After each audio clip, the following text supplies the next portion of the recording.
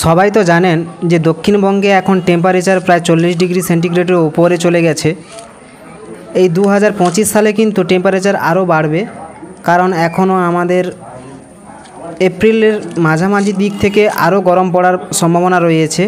কিন্তু এই গরমের সত্ত্বেও গাছে যে ফুলের গেটআপ বা গাছের যে কন্ডিশান খুবই সুন্দর রয়েছে, সেটা হচ্ছে একমাত্র গ্রিন নেটের জন্য।